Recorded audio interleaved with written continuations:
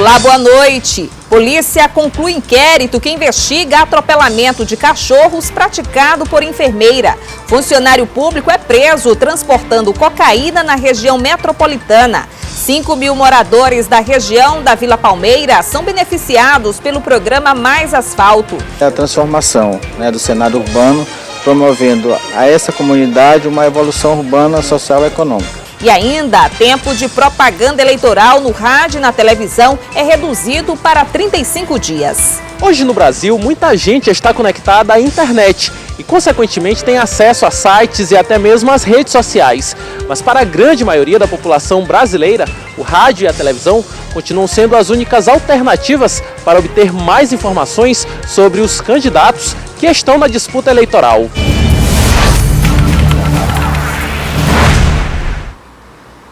A Delegacia de Meio Ambiente concluiu inquérito que investiga o atropelamento de 2 cachorros praticado por uma enfermeira. O repórter Jairo Martins tem os detalhes. A Delegacia Especial do Meio Ambiente concluiu o termo circunstanciado de ocorrência, o TCO, do caso da enfermeira Gisele Atan, suspeita de ter atropelado 2 cachorros no último dia 14 no bairro Vinhais. 9 testemunhas foram ouvidas e, a partir de então, a delegada pôde traçar como tudo aconteceu no dia do atropelamento. De acordo com as testemunhas, Gisele vinha em seu carro quando ela encontrou uma senhora com outros 2 cachorros sendo coagida pelos 2 pastores alemães. Inclusive, um dos cachorros que estavam com a senhora também ficou com ferimentos. Ela apenas teria tentado espantar os cachorros e saiu seguindo eles até a próxima rua. E é exatamente esse momento em que ela está na outra rua que as imagens que a gente viu viralizando pelas redes sociais do momento exato do atropelamento, o momento em que os cachorros já não ofereciam risco a ninguém. A partir disso, esse TCO vai ser encaminhado para um juizado especial e deve ser julgado no mês de outubro na presença de um promotor e de um juiz.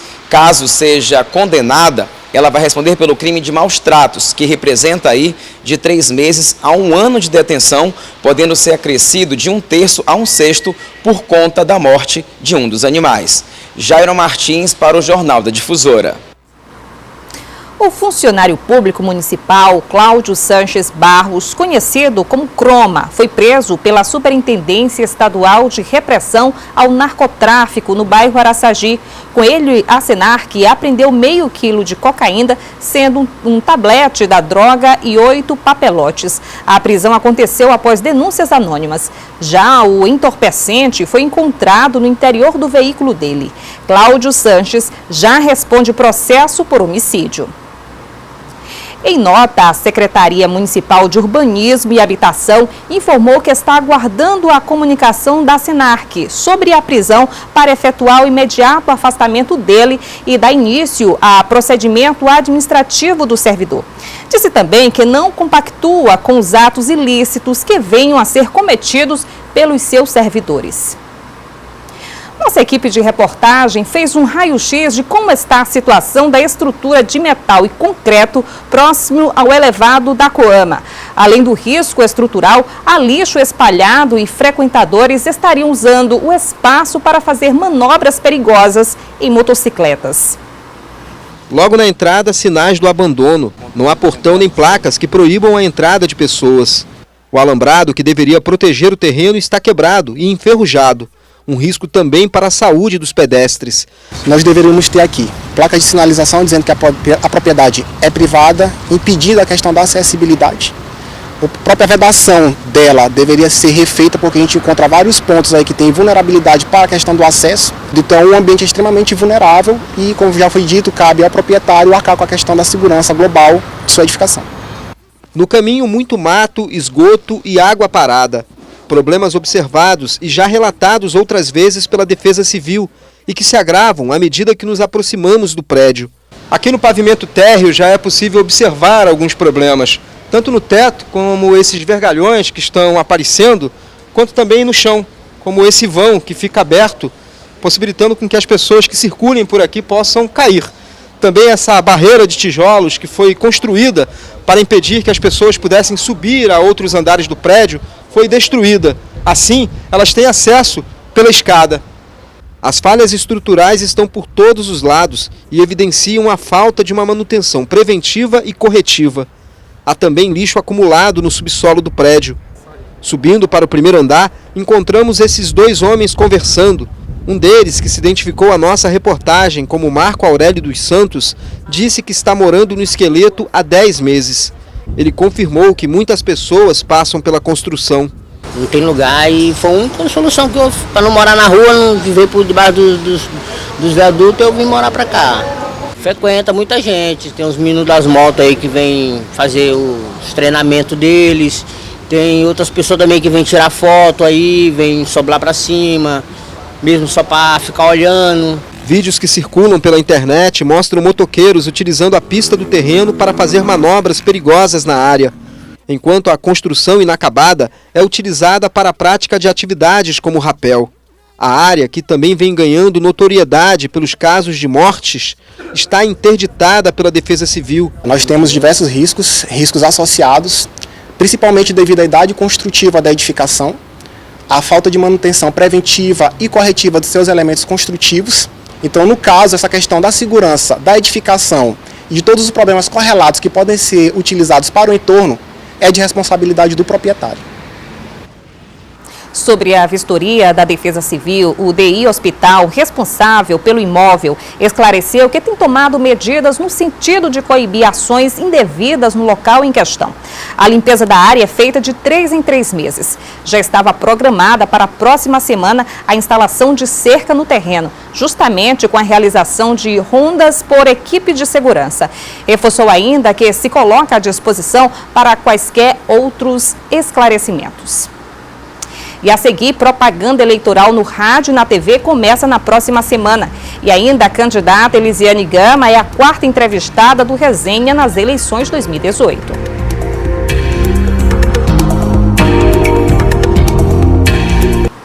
E o programa Resenha segue a agenda de entrevistas com os candidatos ao Senado Federal que disputarão as eleições deste ano no estado.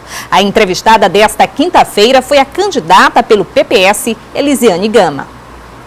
A candidata chegou à TV Difusora acompanhada por assessores. Ela falou sobre a importância dessas entrevistas para ajudar os eleitores em suas escolhas. Os meios de comunicação de massa, eles são um instrumento para a gente falar de forma muito mais rápida com o eleitor. A TV Difusora cumpre esse papel quando abre um dos seus principais programas para ouvir os candidatos ao Senado e os candidatos a governador que fazem parte do projeto majoritário do Maranhão. Ele está dando exatamente essa oportunidade para que o eleitor possa conhecer muito mais de perto e com muito mais profundidade quem ele quer levar para o Senado e em relação ao governo do Maranhão. No primeiro bloco, o apresentador Itevaldo Júnior fez questionamentos sobre o sistema prisional, legalização da maconha e mudanças no Código Penal. Já no segundo bloco, no espaço dedicado à participação popular com perguntas feitas pelos eleitores e previamente sorteadas pela candidata, os questionamentos foram sobre geração de emprego e renda, educação e políticas para mulheres. Para concluir o tempo, o apresentador ainda fez um último questionamento sobre a legalização do aborto. Ao fim, a candidata fez uma avaliação sobre a sua participação no programa. Foi um programa muito bom, não é? Bem o que é o Itevaldo, com muita tranquilidade, com muita firmeza, de forma muito clara. Eu acho que o debate e essa entrevista, essa sabatina, ela define posições, define critérios, e isso é muito fundamental para a gente garantir exatamente a isonomia entre todos os candidatos e a oportunidade de cada candidato apresentar suas propostas. Então, eu estou muito feliz, eu espero aí que o telespectador possa ter recebido de fato a nossa mensagem. A entrevista completa está disponível no portal MA10 e o Resenha nas eleições 2018 recebe amanhã o candidato ao Senado pelo PDT, o Everton Rocha. O programa começa 1h45 da tarde após o Zé Cirilo. Confira a agenda dos candidatos ao governo do Maranhão, para esta sexta-feira.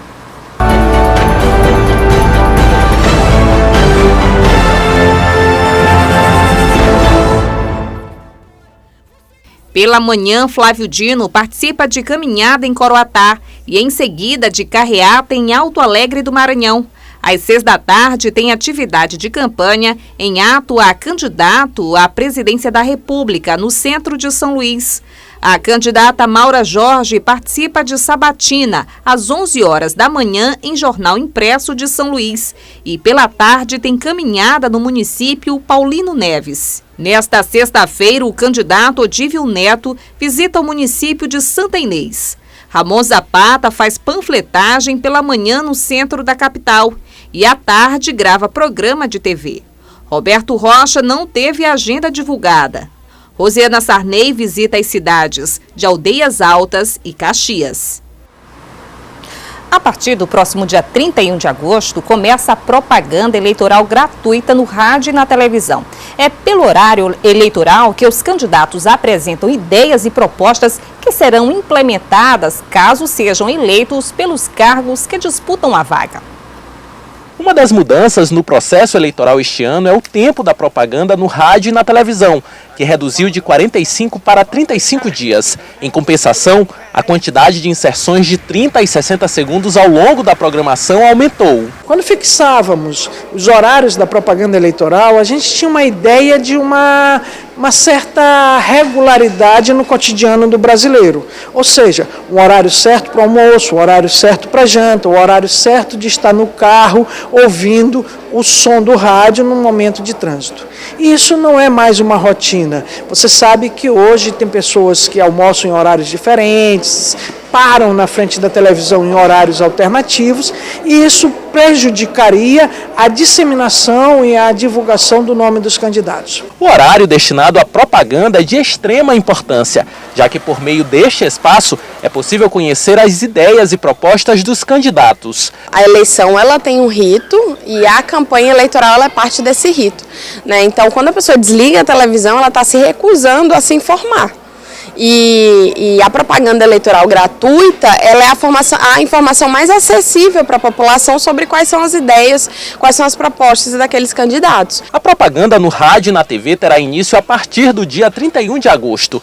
Às segundas, quartas e sextas, o horário será reservado para candidatos ao Senado, ao Legislativo Estadual e ao Governo. Já às terças, quintas e sábados, será a vez de candidatos à Presidência da República e à Câmara Federal. A Justiça Eleitoral apenas administra esse horário conforme a escala legislativa. E a divisão de tempo é feita conforme a agregação que cada partido ou coligação conseguiu estabelecer nas articulações políticas. Mas e nas ruas? O que os eleitores pensam da propaganda? Eu assisto, acompanho. Bom momento para definir sua escolha. Eleição para mim, nada, zero. Eleição em qualquer estado sempre tem uma fraude ou outra, a gente prefere não. Hoje no Brasil, muita gente está conectada à internet e, consequentemente, tem acesso a sites e até mesmo às redes sociais.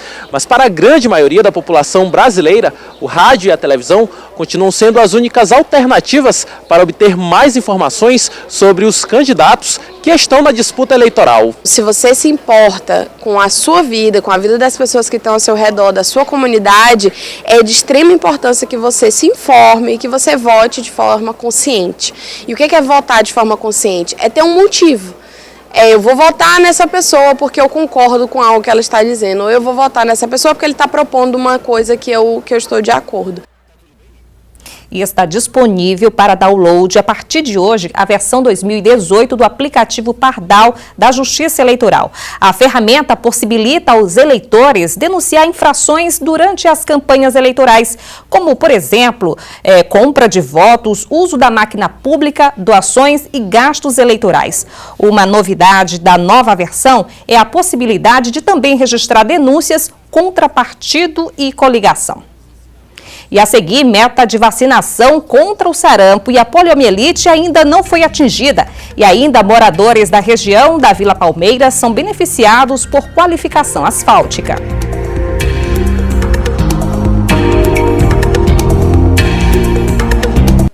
Mais de 5.000 moradores estão sendo beneficiados pelo programa municipal que garante mobilidade urbana. Obras de requalificação asfáltica foram feitas hoje na região metropolitana, como mostra o repórter Eduardo Ericeira. O programa Asfalto na Rua chegou à área da Vila Palmeira. No bairro Santa Júlia, 8 vias foram asfaltadas na manhã desta quinta-feira. Aqui tem mais de 5.000 pessoas sendo beneficiado com qualidade de vida, com urbanização E aí aqui a transformação, né, do cenário urbano, promovendo a essa comunidade uma evolução urbana, social e econômica. Durante a vistoria realizada no bairro, a comitiva da Prefeitura de São Luís pôde acompanhar o andamento das obras de asfaltamento e pavimentação. Hoje nós já vamos sair praticamente aqui, já vamos sair calçadinho e volta de novo, não naquele período que com certeza vocês já passaram aqui, viram como está a nossa calamidade aqui. Como você pode ver, aqui era só lama, agora é outra vida, é outra história. A comunidade só tem que agradecer. Dona Dilma mora no bairro há muitos anos, viu de perto a transformação da rua em que mora. Agora vai melhorar porque ameniza a poeira, a gente não tem lama, sem contar que melhora para as crianças, para todo mundo, né? O prefeito Edivaldo Holanda Júnior destacou o avanço do programa Mais Asfalto em São Luís.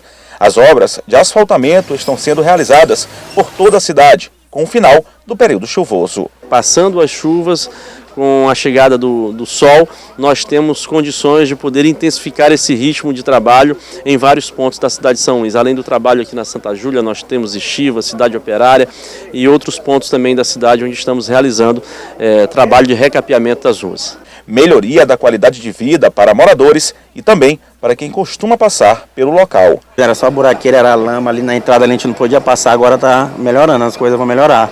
Agora, graças a Deus. Tá? Agora está 100%, quase 100%, está terminando a obra, né?